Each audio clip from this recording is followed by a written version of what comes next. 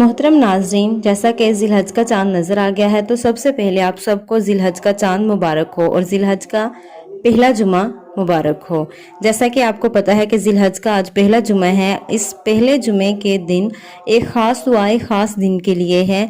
तो प्यारे बहन भाइयों, आपकी जो भी मुश्किलात होगी, आप जिस भी मुश्किलात में मुब्तला होंगे, अल्लाह पाक आपको अपनी रहमतों से, अपनी बरकतों से जो है, इस जुमे की बरकतों से जो है, आपको आपकी मुश्किलात से ज़रूर निकालेगा इंशाअल्लाह।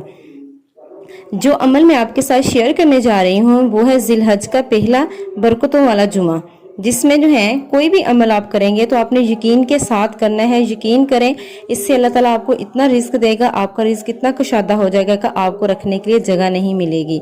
आपने जो है कामिल यकीन के साथ ये अमल करना है तो आपकी सारी मुश्किलात जो भी होंगी वो दूर हो जाएंगी। अगर आप कर्जदार हैं तो आपका कर्ज जो है ख़त्म हो जाएगा। अगर जो है पैसों की कमी है तो पैसे आप लोगों को दोबारा कमी महसूस नहीं होगी।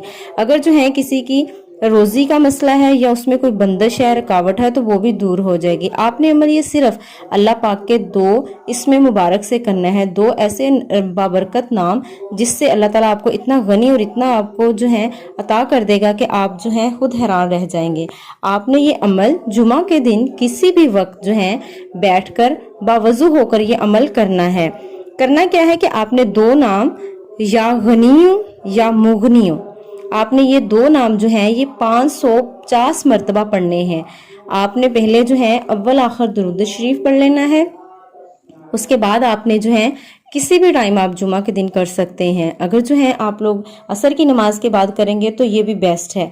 आप जो है क्या करेंगे कि असर की नमाज के बाद जो है अव्वल आखिर दुरूद शरीफ पढ़ेंगे और उसके बाद अल्लाह ताला के दो नाम जो बताए जा रहे हैं, या गनीम या मुगनीम, वो हर चीज से पढ़ लेने हैं कि अल्लाह ताला आपके खजानों में किसी चीज की कमी नहीं, वो हर खजाने का मालिक है।